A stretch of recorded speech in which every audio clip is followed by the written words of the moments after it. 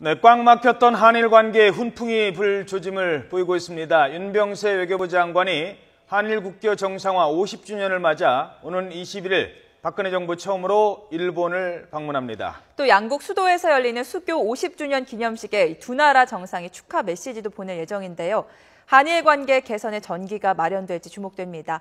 김희준 통일 외교 전문 기자와 전망해 보겠습니다. 어서 오세요. 안녕하세요. 예. 자, 윤병세 장관이 어찌됐든 이 정부 들어서 처음으로 이제 일본과 공식 외교 라인을 통해서 만남을 갖게 되는데 그만큼 어떤 좀 문제를 풀어보겠다 이런 의지 아니겠습니까? 당연히 그렇습니다. 윤병세 외교부 장관이 오는 21일부터 1박 2일 일정으로 이제 도쿄를 방문하는데 박근혜 정부 들어서 2년 4개월 만에 처음이고요. 네. 또 우리 외교장관으로서는 4년 만에 방문이기도 합니다. 앞서 윤 장관은 2012년 4월 현 정부 출범 직전에 이제 일본 방문을 계획했다가 아소다로 재무상 등 그 거물급 정치인들이 이제 야스쿠니 신사를 참배하면서 전격 방위를 취소한 바 있지 않습니까? 그렇죠.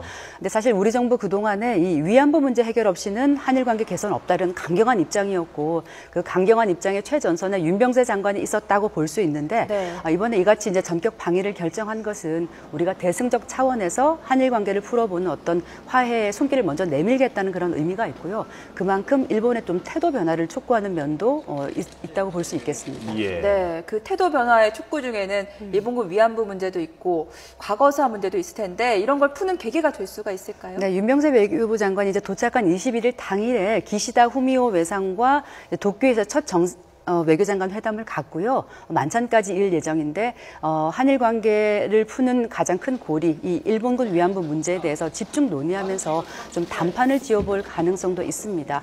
이것과 함께 그 조선인 강제징용 시설에 이제 세계유산 등재 눈앞에 두고 있지 않습니까? 이 부분하고 또 일본산 수산물 수입 규제, WTO에 이제 일본이 제소를 했는데 이 부분 등에 대해서 각종 현안에 대해서 좀 타결을 시도할 예정인데 하지만 말처럼 단 그날 하루에 이제 외교장관 회담으로 타결안에 도출되기는 사실 힘든 상황이고요. 네. 다만 이제 국교 정상화 50주년인 계기니까 이런 계기에 좀 한일 관계 개선을 할 수 있는 그런 좀 모멘텀을 마련하는데 주력할 것이라고 볼 수 있겠습니다. 예. 혹시 아베 총리도 만나나요? 네, 현재 이제 한일 양국이 이 윤병세 외교부 장관의 아베 총리 면담을 추진을 하고 있습니다. 아직 일정이 잡히지는 않았다고 하는데요.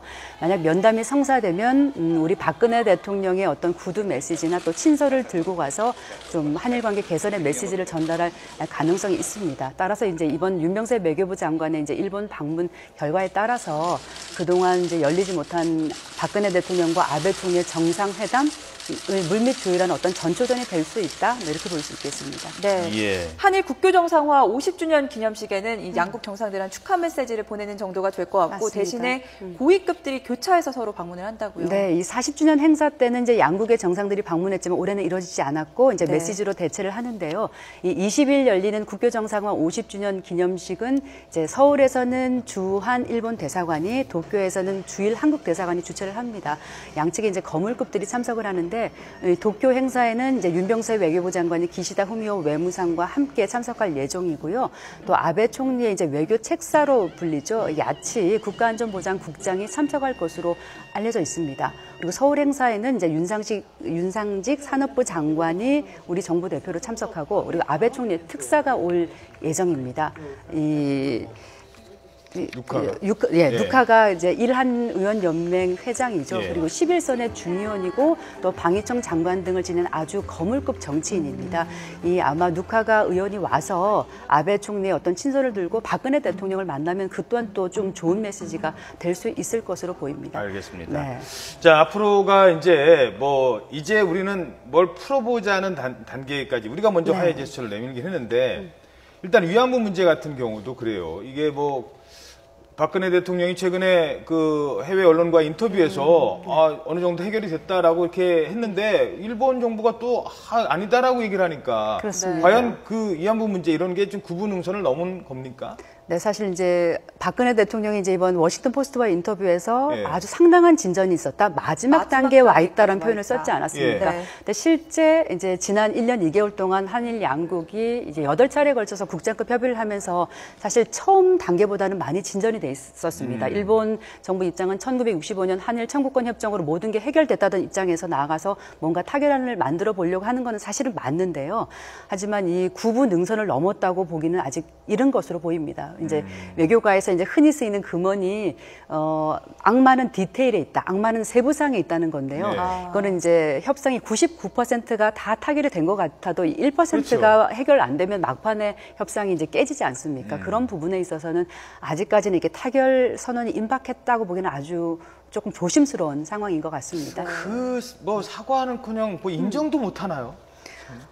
그런 생각이 듭니다. 인정을 이제 얼마나 진정성 있게 하느냐, 그쵸. 그리고 일본 정부의 책임을 인정을 하고 그에 따른 정부 예산의 보상이 중요한데 그게 이제 일본 정부는 좀 어려운 것 같고요. 이제 예. 현재 논의되고 있는 것이 이 사사의 안이라고 그쵸. 예, 이명박 정부 이제 말기에 이제 사사의 외무성 사무차관이 들고 왔던 안인데 거기에 그것을 놓고 이제 아마 플러스 알파를 놓고 양측이 협상을 막판으로 벌이고 있는 것 그 같습니다. 사사의 안이 어떤 건지 좀 자세히 살펴봐야 네, 될 지금 것 뭐 같은데. 그래픽으로 보고 계신데요. 네. 일단은 일본 총리의 사과 성명, 사과 네. 편지죠. 그 그리고 이 편지. 편지를 그 주한 일본 대사가 위안부 피해자 할머니께 직접 들고 가서 전달하고 사과의 뜻을 다시 전달한다.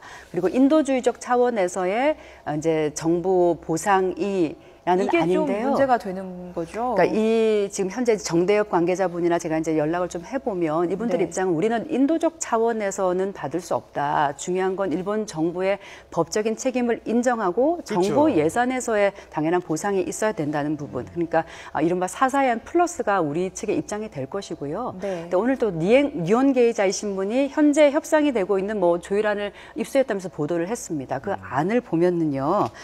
지금 그래픽으로 나가고 있군요. 예. 그 일본 정부가 위안부 피해자를 재정적으로 지원한다. 그리고 이제 또 사죄 성명을 총리가 사죄 성명을 발표한다는 부분인데 그 대신에 이제 한국이 위안부 문제가 최종 해결됐음을 이제 인정을 하고 보증을 예. 해달라. 그리고 이 예민한 문제죠. 이 평화의 소녀상 철거를 주문하고 있다는 건데 우리 정부는 하지만 이 분명히 정부 예산에서 나와야 된다는 부분을 강조를 하고 있습니다. 예. 네.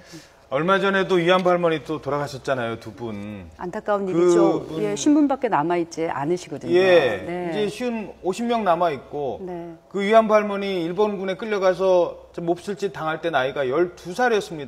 12살. 꽃다운 나이였죠, 정말. 예, 평생 70년을 이렇게 한 속에 평생을 파묻혀 그렇게 살으셨는데요. 예. 네.